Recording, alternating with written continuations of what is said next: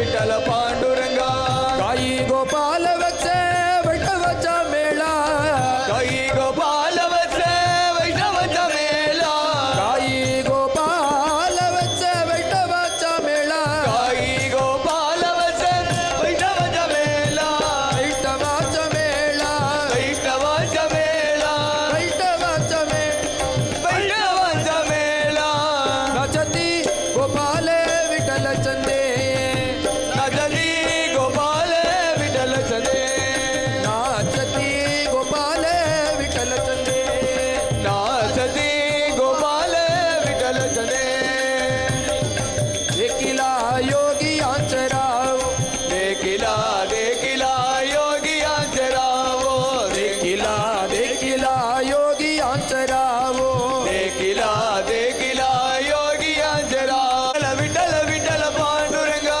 चोका मेला देते वंडितो चरण तुका मेळा दे दे वंदितो चरण चोका मेला देते वंडितो चरण तुका मेळा दे दे वंदितो चरण वंदितो चरण वंदितो चरण गाई लोटांगणी मगाद्वारी काही लोटांगणी महाद्वारी गाई लोटांगणी मगाद्वारी काही लोटांगणी महाद्वारी देखिला देखिला योगी अंतरावो देखिला देखिला योगियांचे राव बोला विठ्ठल विठ्ठल विठ्ठल विठ्ठल विठ्ठल विठ्ठल पांडुरंगा विठ्ठल विठ्ठल विठ्ठल विठ्ठल विठ्ठल विठ्ठल पांडुरंगा विठ्ठल विठ्ठल विठ्ठल विठ्ठल विठ्ठल विठ्ठल पांडुरंगा विठ्ठल विठ्ठल विठ्ठल विठ्ठल विठ्ठल विठ्ठल पांडुरंगा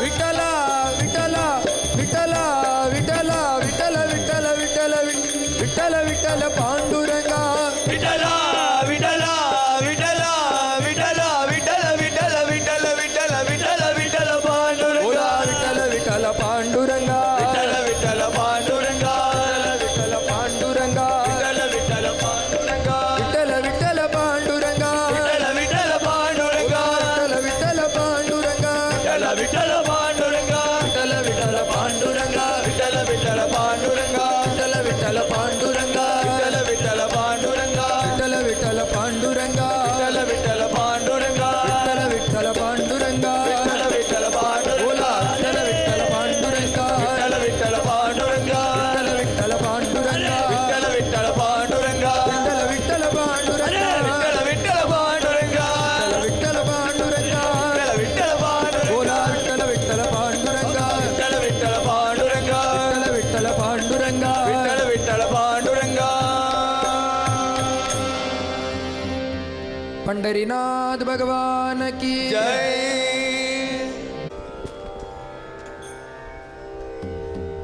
सत्संगत्वे निसंगत्वो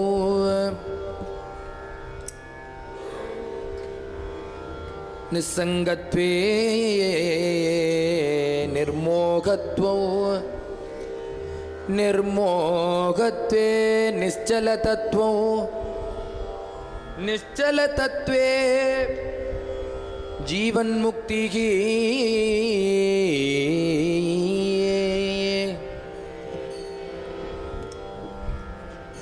ஆதிசங்கர் பகவத் பாதாச்சாரியால் சொல்றார், பகவானை அடையணும்னு ஒரு எண்ணம் இருந்ததுன்னா முதல்ல என்ன பண்ணணும்னா துசங்க சர்வதா தியாஜ்யா, துசங்கம்னு தெரிஞ்சாலே அதை முதல்ல விளக்கி விடுங்கிறார். முடிஞ்சளவு நல்லதை செய்யுங்கிறத முதல்ல சொல்லலை, துசங்க சர்வதா தியாஜ், கெட்டதுன்னு தெரிஞ்சதுன்னா முதல்ல அதை விலகணும், அதுலேருந்து விலகி நிற்கணும். அப்புறம் என்ன பண்ணணும்னா சத்சங்கத்துக்கு போகணும்.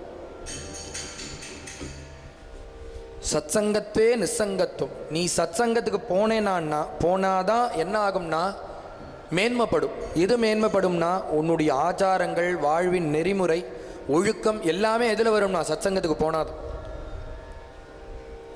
ஒரு கையிலேயே கட்டின்னு ஆற்றுல உட்காந்து டிவியை பார்த்துன்னு வம்பு பேசின்னு இருக்கிற மனசும் சத்சங்கத்துக்கு போய் பழகின பிறகு ஒரு வேஷ்டியை கட்டிண்டு நெத்தியில் திருநீர் இட்டுண்டு ஒரு ருத்ராட்சமோ துளசி மாலையோ ஏதோ ஒன்று போட்டுண்டு கார்த்தால சீக்கிரம் முடிஞ்ச அளவு எழுந்திருந்து ஒரு சுவாமி நமஸ்காரம் பண்ணி ஒரு தியானம்னு ஒரு காரியம் பண்ணினோன்னா 2 நாமத்தை சொன்னோன்னா அதில் இருக்கிற மனசோட பரிபாக்கம் தனியாக இருக்கும். அது இல்லாதபடிக்கு இஷ்டத்துக்கு மிருகம் போல இருந்தோன்னா அதனுடைய மனசு நம்மளுக்கு ரெண்டுமே தனிப்பட்டு தெரியும். இந்த பழக்க வழக்கெல்லாம் எங்கே போனால் வரும்னா சத்சங்கத்துக்கு போனால் தான் வரும். அதனால் என்னன்னா துசங்க சர்வதா தியாஜ்யா, விட்டுவிட்டு நேராக எங்கே போகணும்னா சத்சங்கத்வே நிஸ்ஸங்கத். அந்த சங்கத்துக்கு நீ போனேன்னா தான் உனக்கு நிஸ்ஸங்கம் ஏற்படும். நீ போக ஆரம்பிச்சிட்டேன்னா ஆட்டோமேட்டிக்காக நம்மளுக்கு என்ன ஆகும்னா கெட்ட சங்கங்கள் விட்டு போயிடும். இதில் உனக்கு ருச்சி வரும், அது தானாக விட்டு போயிடும். இதோ பக்கத்தில் தான் இருக்க அந்த உமாமா நடத்தக்கூடிய அந்த சத்சங்கம். என்ன பண்ணணும்னா வா கூப்பிட்றா கூப்பிடல இது எல்லாத்தையும் விட்டுடணும். என்ன பண்ணணும்னா அங்கே வாரம் ஏதோ ஒரு சத்சங்கம் நடக்கிறதோனோ அதில் போய் கலந்துக்கணும். எதுவுமே பாகுபாடு பார்க்காத பதிக்கு வாரம் நடக்கிற சத்சங்கத்தில் போய் கலந்துக்கணும். இப்படி கலந்துட்டே இருந்தால் என்ன ஆகும்னா உனக்கு இந்த துசங்கம் இருக்க துளி ஒட்டின் இருக்கும் வாசனா பலத்தினால அது உட்பட விட்டு போயிடும்ங்கிறார். சத்சங்கம் போயிட்டே இருந்தேன்னா துசங்கம் போயிடும். சத்சங்கத்வே நிஸ்ஸங்கத்துவம். அப்படி அது ஏற்பட்டு இந்த சத்சங்கம் பிடிச்சுருத்துன்னா நிஸ்ஸங்கத்வே என்ன ஆகும்னா நிர்மோகத்துவம். ஆதலால் பிறவி வேண்டேன்னு சொல்கிற எல்லாரும் அது எதனால் சித்திக்கும்? இந்த பிறவி வேண்டாம், பிறவி பெருங்கடலில் மாட்டிக்க கூடாது. அதற்கு என்ன படணும்னா ஆசைப்படக்கூடாது. ஆசையருமின் ஈசனோடாயினும் ஆசையருமின். அந்த ஆசைப்படக்கூடாது. பகவான்கிட்ட வச்சாலும் ஆசை வேண்டாங்கிறார். ஏன்னா அது உனக்கு பந்தத்தை கொடுத்து. கபிலோபதேசத்தில் பகவான் பாகவதத்தில் சொல்கிறார், பிறக்காமல் இருக்கணும்னா என்ன பண்ணணும்? இந்த பிறவி பெருங்கடலை தாண்டணும்னா என்ன பண்ணணும்னா, அம்மா என்னுடைய மதம் என்னன்னா புண்ணிய பாபம் நாசமாகணும். பாப புண்ணியங்கள்லாம் நாசமாயிடுத்துனா பிறப்பும் கிடையாது இறப்பும் கிடையாது. உனக்கு புண்ணிய பாபம் அக்கௌண்ட்டில் பேலன்ஸ் இருந்ததுன்னா உனக்கு தீர்மானமாக இன்னொரு பிறப்பு உண்டு.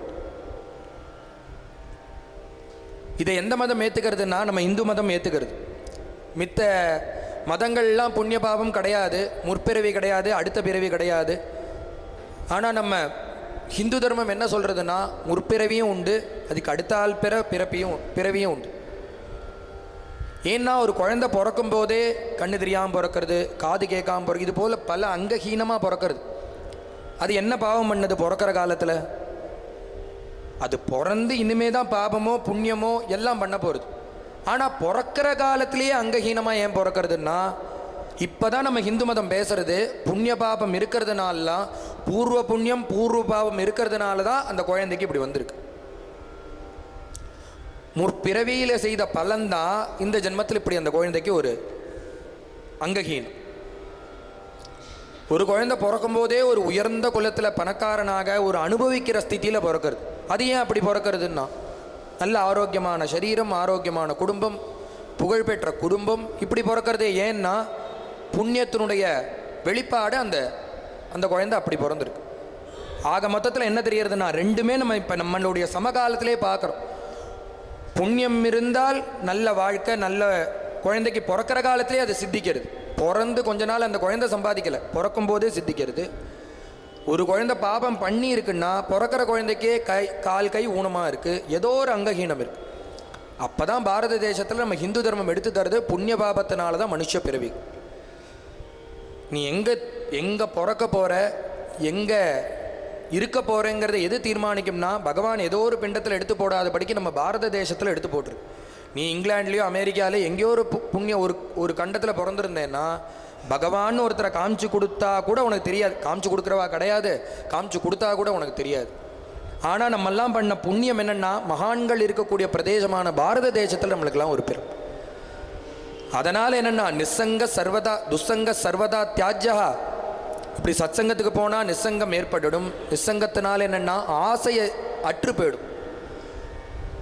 பிறவி பெருங்கடலில் மாட்டாமல் இருக்கணும்னா ஆசைப்படாமல் இருக்கணுங்கிறார் பகவான்.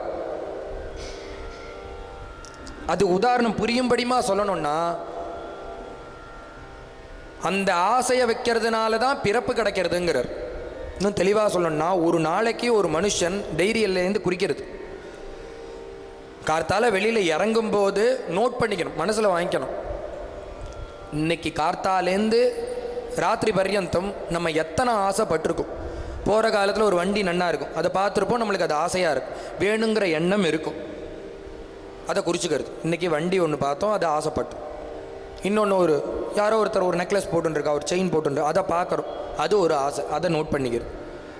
இன்னொரு இடத்துல ஒரு ஒரு வஸ்துவை பார்க்குறோம், ஃபோனை பார்க்குறோம், அதுபோல் இது போல் லோகத்தில் பல பிரகாரமாக நம்ம கண்ணில் படுறது, அதை எல்லாத்தையும் நம்ம சாமியமாக படுத்திக்க, நம்மளுக்கு ஆசைப்படுற வஸ்துக்களாக நம்மளுக்கு பிடிச்சிருந்தா அதை ஏற்றுக்கிறோம். ஆகா இது இருந்தால் நம்மளுக்கு நன்னா இருக்குமே அப்படின்னு நம்ம மனசை ஒட்டி பார்க்குறோம். அதற்கு பேர் தான் ஆசைப்படுறது. முடிஞ்சால் அதை வாங்கிறதுக்கு பிரயத்தனமும் படுறோம், கஷ்டமும் படுறோம். இதை தான் சொல்கிறார், கார்த்தாலேருந்து நீ நோட் பண்ணிட்டு வா, ஒரு டைரி எடுத்துக்கோ, குறிச்சிக்கோ. இல்லை சாப்பிட்ற வஸ்துக்களில் சிலது ஆசை வரும், எல்லாத்தையும் நோட் பண்ணுறது. ராத்திரி படுத்துக்கும் போது கார்த்தாலேருந்து எத்தனை ஆசைப்பட்டோன்னு லிஸ்ட் எடுக்கிறது. உதாரணத்துக்கு ஒரு 100 எடுக்கிறோன்னா 100 ஆசைப்பட்டிருக்கோம் கார்த்தாலேருந்து. இந்த 100 ஆசைப்பட்டிருக்கோம், அதில் எத்தனை பூர்த்தியாச்சுன்னு பார்க்கணும். மிஞ்சி போனால் 5 பூர்த்தியானா பெருசு, இல்லை 10 பூர்த்தியானா பெருசு. 10 நிறைவேறும், மீதி எல்லாம் நிறைவேறாத ஆசையாக தான் இருக்கும். 90 நிறைவேறாததுக்கு தான் பர்சன்டேஜ் கூட இருக்கும். அப்போ அந்த 90 டிக் பண்ணி வச்சுக்கணும், மார்க் பண்ணி வச்சுக்கணும். 90 இன்ட்டு இந்த மாதம் 30 இன்ட்டு 365 இன்ட்டு 50ன்னா 50 ஆயுஷை பொறுத்து, 50ன்னா 50, 60ன்னா 60, 70ன்னா 70. இல்லை சதாபிஷேகம் பூர்ணாபிஷேகம் உங்களுக்கு எந்த தெம்போ பகவான் என்ன கொடுத்துருக்காரோ அது பர்யந்தம் நீ படுற ஆசையை பூர்த்தியானதை விட்டுடு, கணக்கில் விட்டுடு. பூர்த்தி ஆகாமல் இருக்க ஆசை நிராசையாக போகிறதே அது எல்லாம் உன்னுடைய அக்கௌண்ட்டில் சேர்ந்து இருக்கும். என்ன ஆகும்னா இந்த ஆசை அத்தனையும் நீ பிறவி பெருங்கடலில் பிறந்து மனுஷனாக பிறந்து அடையிற பரியந்தம் உனக்கு ஜென்மா உண்டுங்கிறார். இதை கால்குலேட் பண்ணி பார்த்தா நம்மளுக்கு இன்னும் எத்தனை ஜென்மா இருக்குங்கிறது தீர்மானம் புரியும். அதனால தான் கீதாச்சாரியானான பகவான் சொல்கிறார், பா சும்மா இல்லைப்பா என்னை அடையிறது பகுனாம் ஜென்மனாமந்தேங்கிறார். பகுங்கிறது யார் சொல்கிறாங்கிறத பொறுத்து தான் வேல்யூ. பகவானே கீதையில் அர்ஜுனன்ட்ட சொல்கிறார், அப்பா என்னை அடையிறது சுலபம் இல்லைடா, ஞானவானா போகிறதுங்கிறது ரொம்ப கஷ்டம், பகவானோட 2.5 கலந்தவாங்கிறது. ராமகிருஷ்ண பரமஹம்சர் சொல்கிறார், இந்த உலகம் ஆரம்பித்து எத்தனை கோடி வருஷங்கள் ஆச்சு, ஆனால் பகவானோட 2.5 கலந்தவான்னு பார்த்தா வெறும் 500 பேர் தானோ. 500 பேர் தான் பகவானோட ஆயிருக்கான்னா அப்போ எத்தனை பேர் பிறந்து, இப்போ நம்மெல்லாம் அந்த காலத்தில் இல்லையான்னா அந்த மகான்கள்லாம் பிறந்த காலத்துலேயும் பகவான் கிருஷ்ணாவதாரம் பண்ண காலத்துலேருந்து எல்லாத்துலேயும் நம்ம இருக்கோம். என்ன பண்ணுறோன்னா ஆசைப்படுறோம், திருப்பி அதற்கு ஒரு ஜென்மா எடுக்கிறோம், அதில் கொஞ்சம் ஆசைப்படுறோம், அதற்கு ஒரு ஜென்மா எடுக்கும். இந்த சைக்கிளில் அப்படியே போயிட்டே இருக்குது. அதை தவிர பகவானை அடையணுங்கிற வேட்கையே இல்லாமல் இருக்குது நம்மளுக்கு. அதனால் அது எப்படி தெரியறதுன்னா, அதோ இப்போ பிறந்திருக்கோமே, அப்படி நிராசையாக போயிருந்தால் நம்மளுக்கு ஜென்மாவே வந்திருக்காது. புண்ணிய பாபம் நாசமாச்சுன்னா ஜென்மாவே கிடையாது.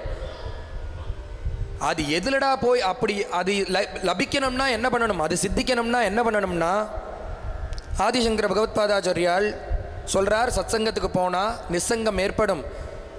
நிசங்கத்தினால் என்னென்னா நிர்மோகத்துவம் சித்திக்குங்கிறார். நிர்மோகத்துவம்னா என்னென்னா ஆசையில்லா தன்மை. அதுதான் ஆசையில்லா தன்மைனா ஈசனோடாயினும் ஆசையரும். இது வேணும் அது வேணுங்கிற எண்ணமே இருக்காது, ஆசையற்று பற்றற்று போயிடும். நிர்மோகத்தே நிச்சல தத்துவங்கிறார். மனசு பகவான்கிட்டேருந்து வேறொரு இடத்துக்கு போகாது. ஆசை வந்தாலும் எப்படி வரும்னா, ஒரு வஸ்துவை பார்த்தோன்னா அதை நம்ம பகவானுக்கு வச்சு பார்த்தா எப்படி இருக்குங்கிற எண்ணம் இப்படி மாறிடுமா. அது எப்படின்னா, நம்ம குருநாதர் அடிக்கடி வெளியூர்லாம் போகிற காலத்தில் அண்ணா அப்படி தான் நினைப்பா, ஏதாவது ஒரு வஸ்துவை பார்த்தா அதை நேராக கோவிந்தபுரத்தில் இம்ப்ளிமெண்ட் பண்ணி பார்க்கணுன்னு நினைப்பா அண்ணா. அந்த சுவாமிக்கு ஒரு நல்ல பூஜையோ நல்ல புஷ்பங்களோ எதுவாக இருந்தாலும் அதை பார்த்தா குருநாதருக்கு முதல்ல எதிராக நினப்பில் வரும்னா நேராக அதை கோவிந்தபுரத்தில் நம்ம சுவாமிக்கு பண்ணி பார்க்கணும் அப்படிங்கிற ஒரு எண்ணம். இந்த பிருந்தாவனத்தில் போகு பண்ணால் அதை பார்த்தோன்னே இங்கே அடுத்த நிமிஷமே போகு பண்ணிவிட்டார். நிவேதனம்ங்கிறது நம்ம பாண்டுரங்கன் கோவிலில் ஆசிரமத்தில் சின்னதாக பண்ணுறது தான், இந்த பண்டரியபுரத்தில் இருக்கிற அளவு. அப்படி ஒரு தடவை பண்ணி பார்க்கணும்னு ஒரு ஆசை. அதை பார்த்தார், உடனே இங்கே பண்ணி பார்த்துட்டு அதை இம்ப்ளிமெண்ட் பண்ணி பார்த்துட்டார். நிர்மோகத்வே நிச்சல தத்துவம் அந்த ஆசைப்பட்டாலும் அது பகவத் விஷயமான ஆசையாக இருக்கும். எது பண்ணி பார்க்கறதா இருந்தாலும் அவனுக்கு ஒரு வஸ்திரம் சாத்தி பார்க்கறது, அவனுக்கு ஒரு நகையை சாத்தி பார்க்கறது, அவனுக்கு ஒரு நல்ல மண்டபத்தில் அவனை உட்காத்தி வச்சு அலங்காரம் பண்ணி பார்க்கறது. ஆசை வந்தாலும் இப்படி வரும், மனசு அப்படி போகணும்.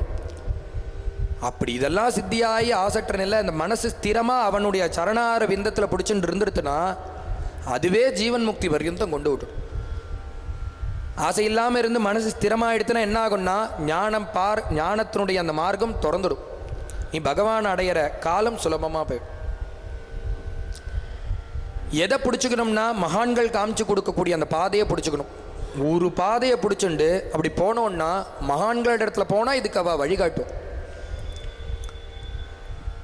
கபிலோபதேசத்தை உபதேசம் பண்ணுற அம்மாவுக்கு உபதேசம் பண்ணுறார் கபில வாசுதேவன். அப்போ சொல்கிறார், அம்மா நீ எல்லாத்தையும் விட்டு அந்த மகான்களுடைய சரணத்தில் போய் ஆசிரியச்சு அவள்கிட்ட பழக ஆரம்பிச்சுட்டேன்னா என்ன ஆகும்னா கொஞ்ச நாளில் அவள் பகவத் தத்துவத்தை எடுத்து எடுத்து எடுத்து எடுத்து உனக்கு சொல்லுவா. முதல்ல புரியாது, கொஞ்ச நாள் ஆனால் புரிய ஆரம்பிச்சிடும்.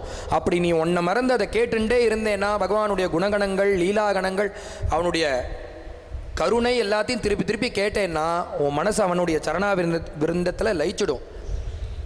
இன்னும் என்ன ஆகும்னா கொஞ்ச நாள் ஆன பிறகு அந்த பகவான் உன்னோட பேசுவாங்கிறார். அப்பேற்பட்ட மகான்கள்ங்கிறார். சாக்கம் வாச்சம் ஸ்பிருகணீயாம் வதந்திங்கிறார் பகவான். அந்த மகான்களோடு நான் நேரடியாக பேசுவேன். அப்படி அவள் ரெக்கமெண்ட் பண்ணான்னா நான் உனக்கும் காட்சி தருவேன், உங்கூடையும் பேசுவேன். பேசுவாளான்னா பேசின சரித்திரம் தான் இந்த பக்த விஜய மகாகாவியம். நம்ம பக்கம் எப்படி ஆதிசங்கரர், மத்வாச்சாரியாள், ராமானுஜர்னு 3 மதத்தை ஸ்தாபிதம் பண்ண குருமார்கள் இருக்காளோ அதுபோல் வட இந்தியா போயிட்டோன்னா வல்லபாச்சாரியாள், சைத்தன்ய மகாபிரபு, ராமானந்தர்னு 3 மகான்கள். அவள் தான் அந்த பக்தியை பிரச்சாரப்படுத்தி 3 விதமான ஜனங்களை இன்னைக்கு பண்ணி வச்சிருக்கா. 3 விதமான மதங்கள் அங்கே இருக்கு. இப்போ இந்த 3 கோட்பாடும் இந்த 3 மகான்களுடையது. வாத்சல்ய பக்திக்கு பிராதானியம் கொடுத்து பக்தி பண்ணவர் இந்த வல்லபாச்சாரியாள்ங்கிற மகான். அவருடைய பிள்ளையான புத்திரரான விட்டலநாத கோஸ்வாமி சாக்கம் வாச்சம் ஸ்பிருகணீயாம் வதந்தி என்னோட பேசுவான்னா இதெல்லாம் தான் உதாரணம். அவருக்கு பல சிஷ்யால் இருக்கா. அதில் ஒருத்தர் சத்ரபுஜாசர்னு ஒரு மகான். கோவர்தனத்தினுடைய அந்த சாரல்ல பகவான் இருந்துட்டு இருக்கார். அந்த அவருடைய பூஜா மூர்த்தி அந்த பிரபுனிடத்தில் தான் அவருடைய எல்லா விதமான காரியங்களையும் வச்சுருக்கார். பக்தி முழுக்க அந்த ஒரு பிரபுன இடத்துல தான். அவரை ஒரு சேட்டு பிரணாம் பண்ணி நமஸ்காரம் பண்ணி மதுரா நகரத்தில் ஒரு சப்தாகத்தை ஏற்பாடு பண்ணுறார். விட்டலநாதர்கிட்ட நமஸ்காரம் பண்ணி கேட்குறார், நீங்கள் சுவாமியோடு வந்து எனக்கு ஒரு சப்தாகம் பண்ணித்தரும், 7 நாட்கள் என்னுடைய ஊரில் தங்கி எனக்கு இதை அனுகிரகம் பண்ணு, ஸ்ரீமத் பாகவத சப்தாகம் பண்ணித்தரும். நீ பிரார்த்தனை பண்ணா நான் வேண்டானா சொல்ல போகிறேன், அவசியம் வரேன்னார். உடனே சுவாமி அழிச்சுட்டு அந்த கட்டிய வச்சனம் சுவாமிக்கு உண்டான மரியாதையோடு அந்த மதுரா நகரத்தில் போய் ஸ்ரீநாத்ஜியோட போய் சப்தாகத்தை ஆரம்பிச்சுட்டான். கார்த்தாலேருந்து சப்தாக பாராயணம் ஆரம்பித்து சாயந்தரம் கதையும் பூர்த்தியாக எடுத்து ராத்திரி படுத்துக்கணும். யார்? ஸ்ரீநாதன் சயன அறைக்கு வரணும், படுத்துக்கணும். ஸ்ரீநாதனை இவர் கூப்பிடுறார், ஸ்ரீநாதன் வரமாட்டேங்கிறார். அந்த பிரபு சுவாமி குழந்தை வரமாட்டேங்க. அவருடைய பாவம் எதுன்னா யசோதா பாவம். அவர் அம்மாவை போலவும் அந்த ஸ்ரீநாதன்கிறவர் குழந்தை போலவும் இந்த பாவத்தில் இருக்கக்கூடிய அவர் கூப்பிடுறார், கிருஷ்ணா வாடா, ஸ்ரீநாதா வாடா, வந்து படுத்துக்கோடா. இதெல்லாம் நம்ம சொல்லும்போதே ஒரு விலட்சணமாக தோணும், இப்படியெல்லாம் பேச முடியுமான்னு. புண்ணியம் இருந்தால் இதெல்லாம் சத்தியமாக தோணும். மனசில் விகல்பம் இல்லாமல் இதெல்லாம் ஏற்றுக்கணும்னா புண்ணியம் இருந்தால் ஏற்றுக்க முடியும். கூப்பிட்றார், அப்பா வாடா படுத்துக்க வாடா, மணியாச்சே தூங்க வேண்டாமா? நான் தூங்க வரமாட்டேங்கிறார். ஏன் தூங்க வரமாட்டேங்கிறார்னா இதே காலகட்டத்தில் அந்த கோவர்தனத்தில் கைங்கரியம் பண்ணி கொண்டிருக்கிற அந்த சத்ரபுஜதாஸ்தும் ஒருத்தர் இருக்கார். அவருக்கு என்னென்னா நித்தியபடி சயனோத்சவ காலத்தில் அந்த ஸ்ரீநாதருக்கு பாடுறது சேவை பண்ணுறது இதுதான் அவருடைய காரியமே. இன்னைக்கு என்ன ஆச்சுன்னா, ஸ்ரீநாதர் கிளம்பி மதுரைக்கு போயிட்டார். நம்மளால சேவை பண்ண முடியலையே அந்த பகவானுக்கு, அந்த குழந்தைக்கு சேவை பண்ண முடியலையே. அதனால இங்க உட்காந்து இவர் குமுறி குமுறி குமுறி குமுறி அழறார். எங்க இவர் அழறதோ கோவர்தனத்துல, பெருமாள் இருக்கிறதோ மதுரா நகரத்துல. தள்ளி இருக்கார் அவர். இவர் இங்க உட்காந்து குலுங்கி குலுங்கி குலுங்கி அழறார். அங்க என்னடான்னா, ஸ்ரீநாதர் வந்து படுத்துக்க மாட்டேங்கிறார். பா வாடா படுத்துக்கோடா படுத்துக்கோடாங்கிறார். படுத்துக்க மாட்டேன். ஏன் படுத்துக்க மாட்டேன்னா, இல்லை நான் எனக்கு இப்பயே கிளம்பி என்னை கொண்டு போய் கோவர்தனத்தில் விடு. பா ஸ்ரீநாதா படுத்தாதரா. இந்த பிரபு இந்த சேட்டிருக்கானே பல லட்சம் ரூபா பல ஆயிரக்கணக்கான ரூபா செலவு பண்ணி இந்த சத்சங்கத்தை நடத்துகிறா. ஒரு ராத்திரி இன்னும் பூர்ணமாக முடியல இங்கே, அதுக்குள்ளே திருப்பி ஊருக்கு போகணுங்கிறியே. 7 நாள் இங்கே இருந்து இந்த சப்தாகத்தை பூர்த்தி பண்ணி இதை நடத்தி கொடுத்துட்டு போக வேண்டாமாடா? ஏன் உனக்கு இங்கே என்ன குறை? வந்தால் எல்லாம் நல்லபடியாக பண்ணியிருக்காரு அந்த சேட்டு. என்ன குறைன்னார். குறையோ நிறையோ அது விஷயம் இல்லை. இன்னைக்கு ராத்திரி நான் இங்கே தங்க மாட்டேன். பகவான் நேரடியாக பேசுகிறான். மித்தவாளுக்கெல்லாம் பிரபுவாக அந்த சிலா ரூபத்தில் இருக்கிறவர், விக்கிரக ரூபத்தில் இருக்கிறவர் இந்த விட்டலநாத கோஸ்வாமிக்கு நேரடியாக பாவமுகமாக பேசுகிறார்.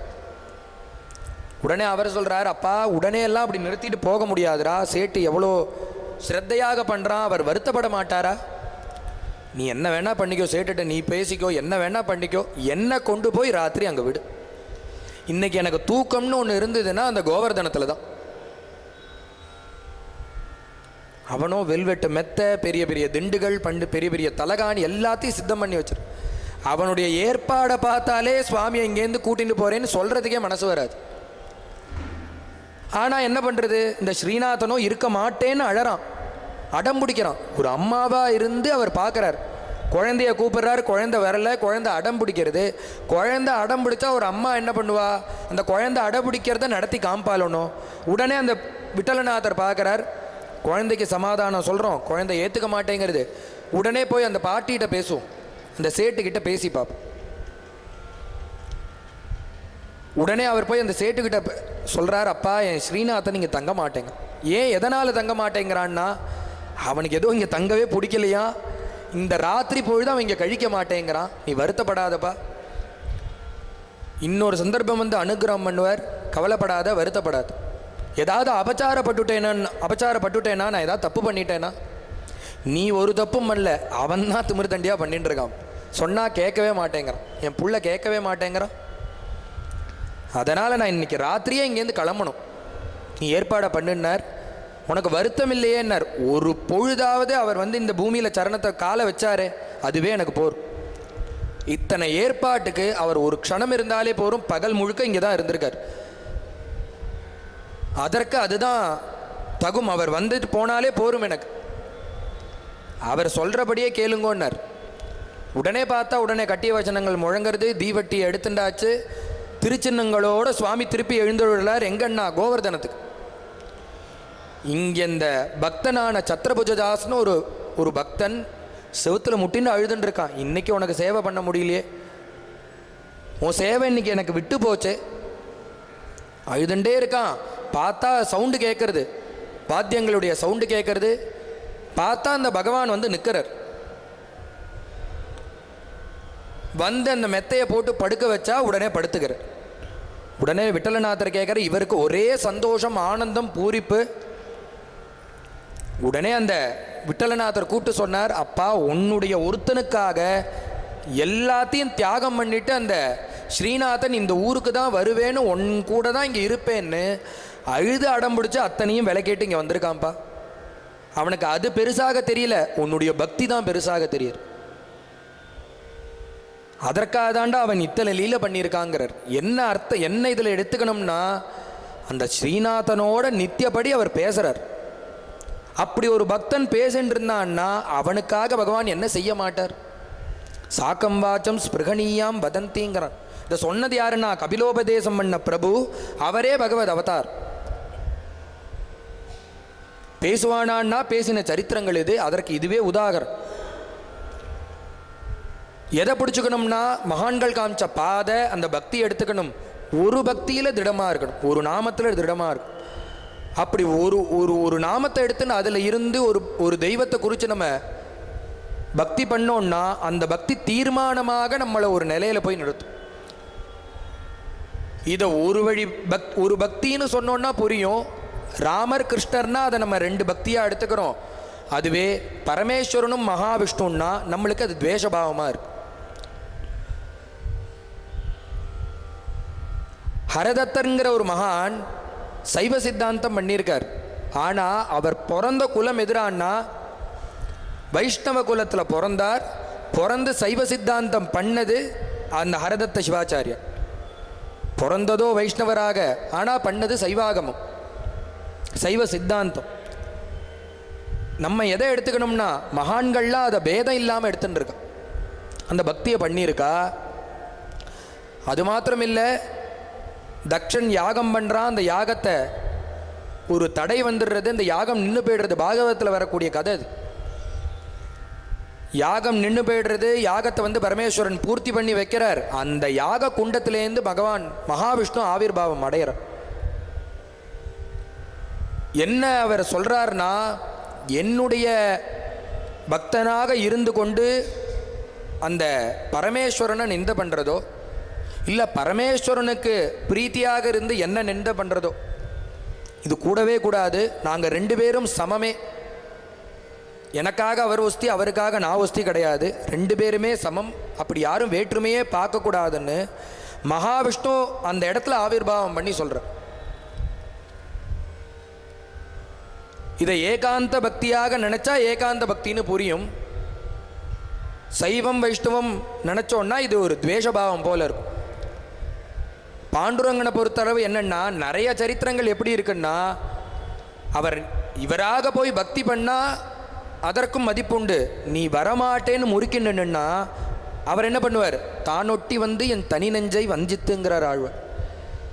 நீயா உள்ள புகுந்து என்ன ஆட்கொண்டையப்பா. பில்வமங்கல சுவாமிகள் சொல்கிறார், நீங்கள் எந்த ஊர் வேணால் போங்கோ, போகாமல் இருங்கோ, ஒரு ஊருக்கு மட்டும் போயிடாது. எந்த ஊருக்கு போகக்கூடாதுன்னா, மாயாத்த பாந்தா பதி பீமரத்தியாக, அந்த பீமா நதி தீரம் போயிடாதீங்கோ. அங்கே போனால் என்ன சார் ஆகும்? திகம்பர கோபி தமால நீலா, கருநீல கலரில் ஒரு பையன் அங்கே இருப்பான், ஒருத்தர் அங்கே இருப்பார். அவர் என்ன பண்ணுவார்னா, தூர்த்தகா சமாகரிஷதி சித்தவித்தம். நீ போனால் அங்கே இருக்கக்கூடிய அந்த பிரபு உங்ககிட்ட இருக்கக்கூடியதை பிடுங்கின்றுவர், திருடின்றுவர். அதனால் அந்த பக்கம் யாருமே போகாது. நீங்கள் சொல்கிறதெல்லாம் வாஸ்தவம் தான். எங்கிட்ட வஸ்து இருந்தான்னா அவன் பிடுங்கிறதுக்கு, எங்கிட்ட 5 ரூபா பணம் கிடையாது, ஒரு வஸ்துவும் கிடையாது, எதுவுமே கிடையாது, எங்கிட்ட அவன் என்னத்தை பிடுங்குவான்? திருடவே முடியாது. அவர் சொன்னார், அசடே உங்ககிட்ட வஸ்துவை திருடுறவன் இல்லைப்பா அவன். தூர்த்தகா சமாகரிஷதி சித்தவித்தம்ங்கிறார். உன்னுடைய மனசை அபகரிச்சுருவார், உன்னுடைய சித்தத்தை எடுத்துருவார். என்ன அர்த்தம்னா, நீ எந்த பக்தி பண்ணிண்டு அந்த கோவிலுக்கு போனேன்னாலும் அவருடைய பக்தியாக அவர் உன்னை கன்வெர்ட் பண்ணிடுவார், அவருடைய பக்தனாக உன்னை மாற்றின்றுவர். அதனால் நீ அந்த பக்கம் போகாதன்னார் பில்வமங்கல சுவாமி. அவருக்கு என்னென்னா, அடுத்த தெய்வங்களை பக்தி பண்ணால் அதை தன் வசப்படுத்திக்கிறது பாண்டுரங்கனுக்கு ரொம்ப பிடிக்கும். என்னன்னா, அவர் அதை விட தாண்டின ராமபக்தர், திடபக்தர். அவரிடத்துல அவருடைய வேலையெல்லாம் செல்லுபடியாகல, ஃபெயிலியர் ஆகிடுது. மற்றொரு பக்தர் பிள்ளையார் பக்தராக இருந்தார். அங்கே போய் அந்த பாண்டுரங்கனை பார்த்தார், அடுத்த நிமிஷம் பாண்டுரங்கனுடைய பக்தராக மாறு. என்ன பண்ணி மாத்துறாருனா, லீலை பண்ணி அதன் மூலியமாக அந்த பக்தாளை எடுத்துக்கிறார் பகவான். நரஹரிங்கிற ஒரு பக்தர் அந்த ஊர்லேயே இருக்கக்கூடியதான ஒரு சிவபக்தர். காலங்காலமாக பண்டரி க்ஷேத்திரத்தில் இருக்கக்கூடியதான கோவிலுங்கிறது இந்த பரமேஸ்வரனுடைய கோவில், மத்தியார்ஜுனேஸ்வர மகாலிங்கம். அந்த க்ஷேத்திரம் அங்கேயே தான் இன்றைக்கும் இருக்குது, கோவில் வாசலில் இருக்குது. பாண்டுரங்கன் எப்படின்னா, அந்த ஊருக்கு குடிபெயர்ந்தவர். இந்த புண்டலீகன்கிற பக்தனுக்கு அனுகிரகம் பண்ணுவதற்காக இந்த பீமா நதி தீரத்துக்கு வந்தவர் தான் அவர். அவருடைய ஊர் எதிரானா துவாரகாப்பட்டினம். அங்கேருந்து அனுகிரகம் பண்ணார். அந்த புண்டலீகன் பிரார்த்தனை பண்ணா, அதனால் அங்கே நின்றுட்டார். அந்த ஊருக்காரர் கிடையாது பாண்டுரங்கன். இந்த நரஹரி அந்த பரமேஸ்வரன் மேலே எல்லை இல்லாத பக்தி, எல்லை இல்லாத ஒரு பிரேமையை வச்சிருக்கார். அவர் ஏகாந்த பக்தி யார் இடத்துலன்னா அந்த பரமேஸ்வரன் இடத்துல. நித்தியப்படி போய் சேவிக்கிறது, அவருக்கு அபிஷேகம் முதலிய எல்லா காரியங்களையும் பண்ணிட்டு இருக்கார். இப்படி இருக்கக்கூடிய அந்த பக்தனை தன் வசப்படுத்தணும்னு பாண்டுரங்கன் நினைக்கிறார். ஒரு நாள் ஒரு லீலை பண்றார். அந்த ஊர்ல இருக்கக்கூடிய ஒரு ஜமீன்தாருக்கு புத்திரபாகியம் இல்லை. பிரார்த்தனை பண்றார். என்ன பிரார்த்தனைன்னா, எனக்கு குழந்தை பிறந்ததுன்னா உனக்கு நகைகள் பண்ணி சாத்துற, உச்சந்தலையிலேருந்து உள்ளங்கால் பர்யந்தம் எல்லா நகைகளும் தங்க ஆபரணம் பண்ணி சாத்துற. நம்ம பிரார்த்தனை பண்ணால் பகவான் உடனே கொடுக்குறார். எதனால் கொடுக்குறாருனா, நீ அங்கும் இங்கும் போகாமல் பக்கத்தாத்து கடவை தட்டாதபடிக்கு, அவனை நம்பினா காரியம் நடக்கும்னு எண்ணம் இல்லாதபடிக்கு எங்கிட்ட வந்தியோன்னோ, அது லௌகீகமாக இருந்தாங்க அதை பூர்த்தி பண்ணி வைக்கிற. வேண்டுவார்க்கு வேண்டுவன ஈவான் கண்டாய்ங்கிற. என்ன வேண்டிக்கிறான்னா, திருப்பதி பெருமாள்கிட்ட போய் வேண்டிக்கிறான், எனக்கு புத்திரபாகியத்தை கூட உனக்கு முடிய காணிக்கையா தர். உன்னுடைய முடிய காணிக்கையா வச்சுட்டு அவருக்கு என்ன பிரயோஜனம், என்ன லாபம்? நீ மொட்டை போடுற காசு உட்பட அவர் தான் கொடுக்குறார், எல்லாம் ஃப்ரீ. அப்படி இருந்தும் நம்ம பண்ணினா அதை அங்கீகாரப்படுத்திக்கிறார் பகவான், அதை ஏற்றுக்கிறார். எதனாலன்னா, என்கிட்ட வந்து நீ நமஸ்காரம் பண்ணியோனோ, என்ன நம்பினா நடக்கும்னு ஒரு எண்ணம் உன் மனசில் இருக்கே, அதனாலே அதை நிறைவேற்று. உன்னுடைய பேரே வைக்கிறேன், ஸ்ரீனிவாசன்கிற உன்னுடைய நாமத்தை வைக்கிறேன், இல்லை குலதெய்வத்தினுடைய பேரை வைக்கிறேன். நீ பேரை வச்சதுனால ஏதாவது புண்ணியம் உண்டோ, அவருக்கு ஏதாவது லாபம் உண்டோ? எதுவுமே கிடையாது. குழந்தை பிறந்தா உன் பேரை வைக்கிறோன்னு வேண்டிக்கிறோம், ஆனால் நடக்கிறது. எதனால் நடக்கிறதுனா, உன்னுடைய அந்த நம்பிக்கைக்கு அவர் பலன் கொடுக்குறார். இந்த காலத்தில் என்னென்னா, அப்படி பேர் வச்சு ஒரு பகவான் நாமத்தை வச்சு கூப்பிட்டா புண்ணியம் நிறைய கிடைக்கும். ஏன்னா அந்த பையன் திரும்பியே பார்க்கறதுல கூப்பிட்டா மதிக்கிறதே இல்லை. நீ நிறைய தடவை கூப்பிட போகிற, நிறைய நாமத்தை சொன்ன புண்ணியம் கிடைக்க போகிறது ஒன்று. குழந்தைகளுக்கு ஏன் இந்த பகவான் நாமத்தை வைக்கிறோன்னா, சாங்கேத்தியம் பாரிகாசியம் ஸ்தோபம் ஹேளனமேவாங்கிறார் பாகவதத்தில். நீ நினச்சிட்டு இருக்க உன்னுடைய புள்ள பேரை கூப்பிடுறேன், பேரன் பேரை கூப்பிடுறேன், ஒரு பையனுடைய பேரை கூப்பிடுறேன் நீ நினச்சிட்டு இருக்க. பகவான் சொல்கிறார், சுகாச்சாரியால் சொல்கிறார், நீ எப்படி கூப்பிட்டாலும் அவர் எப்படி நினச்சிக்கிறார்னா, எதை தத்விஷயாமதிங்கிறார். நீ தெரிஞ்சு நெருப்பில் கையை வச்சாலும், தெரியாமல் கையை வச்சாலும் அது சுடும். சுடுறது அதனுடைய குணம். இல்லை நான் தெரியாமல் கையை வச்சுட்டேங்கிறதுனால சுடாமல் இருக்க போகிறதா? அதுபோல் நீ தெரிஞ்சு புண்ணியம் இருக்குன்னு தெரிஞ்சு நாமம் சொன்னாலும் புண்ணியம் இல்லை, தெரியாமல் ஒரு வியாஜத்தினால ஒருத்தர் அங்கே நிற்கிறார், அவர் பேர் கோவிந்தன்னு பேர், அவரை கோவிந்தா இங்கே வான்னு நீ கூப்பிடுற. நீ நினச்சிட்டு இருக்க கோவிந்தாங்கிற அவருடைய பேரை நீ கூப்பிடுறதாக நீ நினச்சிக்கிற. ஆனால் பகவான் என்ன நினச்சிக்கிறார்னா, எதை தத்விஷயாமதி, அவரை கூப்பிட்டதாக அவர் நினச்சிக்கிறார். இதுபோலன்னா நெருப்பை எப்படி தெரிஞ்சு தொட்டாலும் தெரியாமல் சொட்டாலும் சுடுமோ, அதுபோல் நீ தெரியாமல் சொன்னாலும் தெரிஞ்சு சொன்னாலும் அதற்கு புண்ணியம் உண்டு. அது எதில் போகும்னா உன் அக்கௌண்ட்டுக்கு ஆட்டோமேட்டிக்காக வந்துடும். அந்த அஜாமிலன் கடைசி காலத்தில் ஒரு நாமத்தை சொன்ன உடனே பகவான் வந்து அழிச்சுன்னு போயிட்டார். இவன் பாபந்தானே பண்ணினான்னார். கடைசியில் அவர் புள்ளை என்ன கூப்பிட்டார், அவர் எங்கே நாமம் சொன்னார்? அதுவும் இல்லாமல் முழு நாமத்தை சொல்ல, ஜெகாத சதுரக்ஷரம் 4 வார்த்தை தான். நாராயணான்னு கூட சொல்லலை, 6 அக்ஷரம் சொல்லலை. நாராயணான்னா பகவான் வந்து அழிச்சுன்னு போயிட்டார். அவர் என்னுடைய நினப்பு உனக்கு கடைசி காலத்தில் இருந்தாலே போர், நீ என் நாமத்தை சொன்னாலே போரும், ஒன்று நான் அந்த புண்ணியத்தை என் கணக்கில் வச்சுக்கிறேங்கிறார் பகவான். நீ தெரிஞ்சு சொல்கிற தெரியாமல் சொல்கிற, அவர் அந்த கணக்கில் எடுத்துக்கிறார். இப்படி யார் எதை வேண்டினாலும் கொடுக்குறாரு பகவான். எதனாலன்னா அந்த நினப்புக்கு தான் மரியாதை, அதற்கு தான் கௌரவம். இந்த புள்ள கூப்பிட்டாலும் கூப்பிடாட்டியும் பகவான் தன்னை கூப்பிட்டதா நினச்சிட்டு அதுக்கு பலனை கொடுக்குறார். பிரார்த்தனை பண்ணால் எல்லாம் நடக்கிறது. இப்படி இவர் பிரார்த்தனை பண்ணார். அடுத்த வருஷம் ஒரு குழந்தை கிடைக்கிறது. குழந்தைக்கு நாமகரணம் பண்ணி பிரார்த்தனையை நிறைவேற்றணுமே, அதனால் ஒரு நகையை பண்ணி சாத்துவோன்னு யாரா ஆசாரின்னு விசாரித்து பார்த்தா அந்த ஊர்லேயே நரகரி தான், அவர் ஒரு பொற்கொள்ளர். உடனே அவர்கிட்ட போய் அளவெடுத்துக்கோங்கோ, இந்த சுவாமிக்கு நகை பண்ணு, இந்த சுவாமிக்கு நான் தீர்மானம் பண்ண மாட்டேன், ஏன்னா எனக்கு இஷ்ட தெய்வம் பரமேஸ்வரன், இவர் எனக்கு பிடிக்கவே பிடிக்காது. அவர்கிட்ட ஒரு துவேஷபாவம், அதுவும் இல்லாமல் ஒரு ஏகாந்த பக்தி, ரெண்டுத்தில் எது வேணால் வச்சுக்க. ஏகாந்த பக்தி, எனக்கு இந்த தெய்வத்தை தான் பிடிக்கும், அதனால் அந்த தெய்வத்தை நான் பார்க்கவும் மாட்டேன், வணங்கவும் மாட்டேன். பார்க்க வேண்டாம், வணங்க வேண்டாம், தொழில் ரீதியாக வந்து அளவு எடுக்கலாமா இல்லையா? என்ன சொன்னாலும் அவர் அந்த கோவிலுக்கு வரதில்லைன்னு வச்சுருக்கு. தலையை வெட்டிடுவேன்னா, தலையை வெட்டினாலும் வெட்டிக்கோங்கோ, நான் அந்த கோவிலுக்கு வரமாட்டேன், அந்த சுவாமியை பார்க்கமா. என்னடா பண்ணுறதுன்னு பார்த்தா அந்த ஜமீன்தார் இவரை வச்சு செய்ய வைக்கணும், நன்னா பண்ணுறவர். உன்னே பார்த்தார், வேற ஒரு ஆசாரியை விட்டு அளவெடுத்து கொடுத்து அந்த அளவை இவர்கிட்ட கொடுத்து பண்ண சொல்லு. உடனே சுவாமியுடைய கிரீடம், கவச்சம், குண்டலம் எல்லாத்தையும் அளவெடுத்து இவர்கிட்ட கொடுத்து நீங்கள் பண்ணுங்க, இப்போ சரிதான் என்ன, சரி பண்ணுறேன். எல்லா நகையும் பண்ணி அந்த உரிய தேதியில் போய் சமர்ப்பணம் பண்ணி சாத்தினா எல்லாம் சின்னதாக இருக்கு. உனக்கு அந்த சுவாமியை பிடிக்காது, தெய்வத்தை பிடிக்காதுங்கிறதுனால விஷமமாக வஞ்சனையாக இந்த நகையில் அளவை குறைச்சிருக்கியே, இது சுவாமி காரியத்தில் இப்படி பண்ணலாமா நீ? அவர் சொன்னார், என்னுடைய தொழில் இது, விருத்தி. அப்படி இருக்கிற காலத்தில் இதில் போய் நான் வஞ்சனை பண்ண மாட்டேன், ஏமாற்ற மாட்டேன். நீங்கள் கொடுத்த அளவு இதோ இருக்குது, வச்சு பாருங்க, அளவு சரியாக இருக்கும். வச்சு பார்த்தா அளவு கச்சிதமாக இருக்கு. அந்த அளவு வச்சு பார்த்தா அளவு சரியாக இருக்குது, அளவை கொண்டு போய் அவர்த்தை பொருத்தி பார்த்தா அதுவும் சரியாக இருக்குது. அப்போ அந்த நகையை வச்சு பார்த்தா நகையும் சரியாக இருக்குது, எடுத்து கொண்டு போய் பொருத்தினா அளவு அங்குல கம்மியாக இருக்குது. இது என்ன வினோதமாக இருக்கேது? உடனே அவர்கிட்ட தோணித்து, அளவு சரியாக இருக்குது, அந்த நகைக்கு பொருத்தமாக இருக்குது, ஒருவேளை அளவையே இவன் கட் பண்ணியிருந்தான்னா? உடனே அவர்கிட்ட கேட்டார், நீ இந்த அளவையே கம்மி பண்ணியிருந்தா? அதான் நான் திருப்பி சொல்கிறேன், விஷமமாக இந்த காரியங்கள் நான் பண்ண மாட்டேன், தொழிலில் சரியாக இருப்பேன். உங்களுக்கு அப்படி இப்படி ஆயிடுத்தேன்னு அவர் வருத்தப்பட்டார். உங்கள் வருத்தத்தை போக்க மற்றொரு காரியம் இருக்குது. நீங்கள் என்ன பண்ணுங்கன்னா, என்னை அந்த கோவிலுக்கு கூட்டின்னு போங்க, நானே அளவெடுக்கு. நீர் தான் அந்த கோவிலுக்கு வரமாட்டீர், பார்க்க மாட்டீரேன்னா, இப்பயும் சொல்கிறேன், அந்த தெய்வத்தை பார்க்க மாட்டேன்.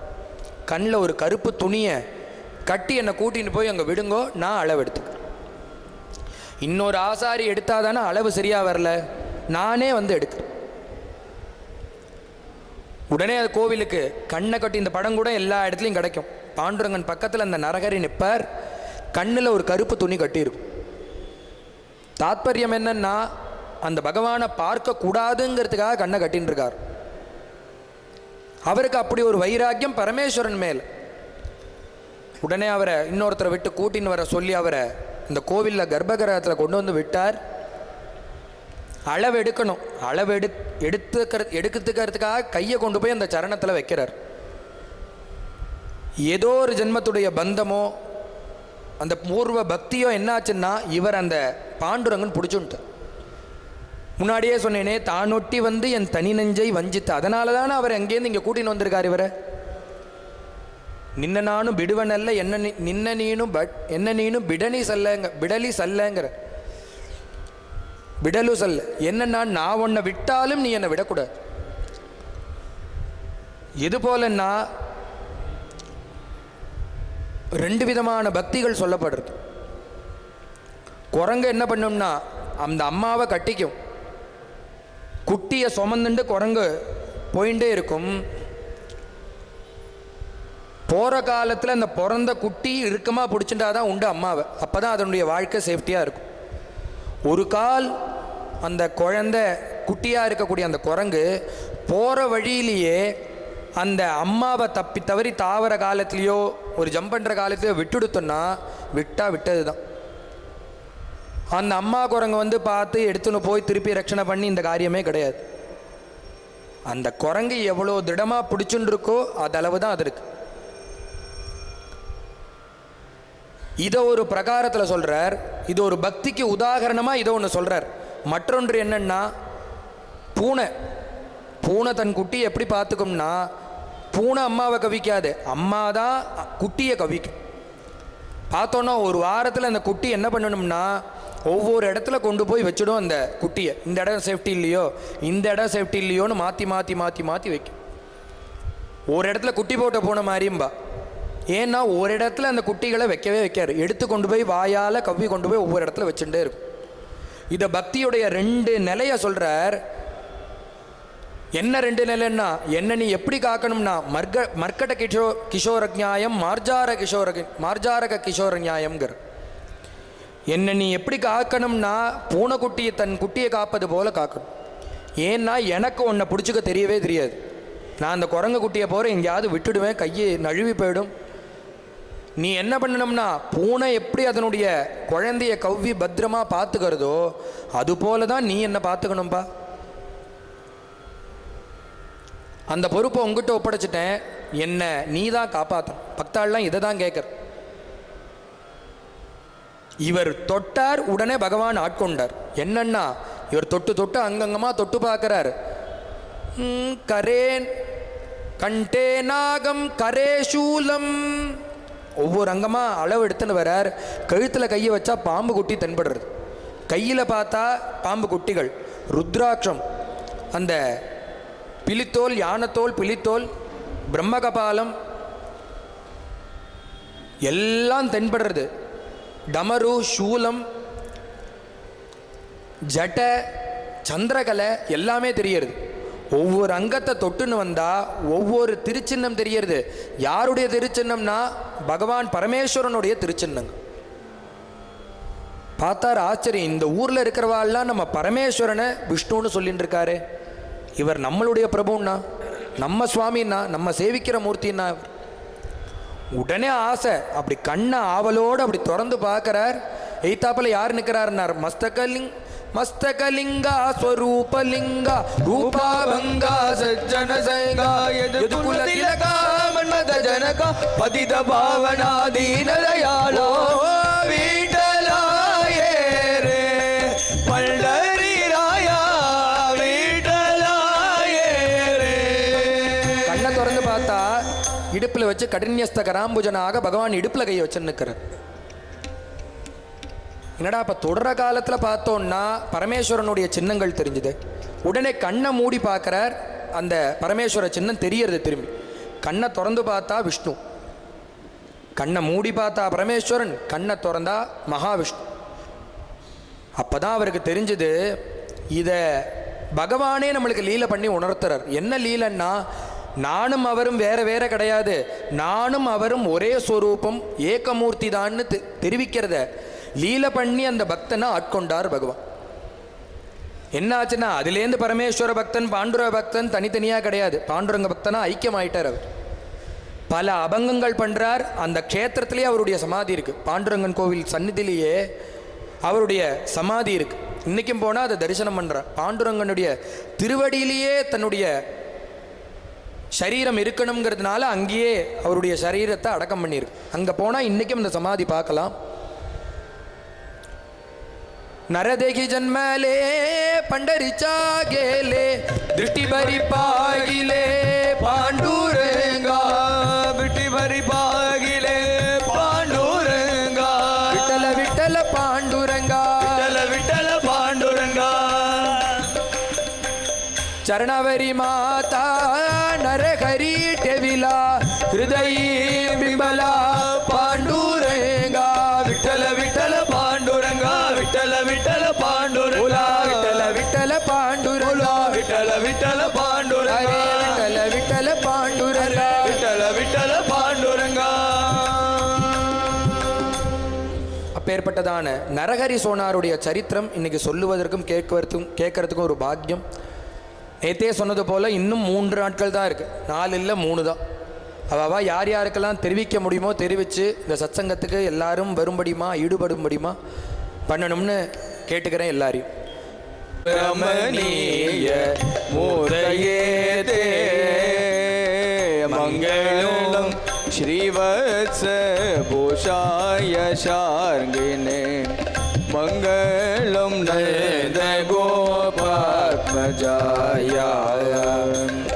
जय मंगलो नित्य शुभ मंगलो.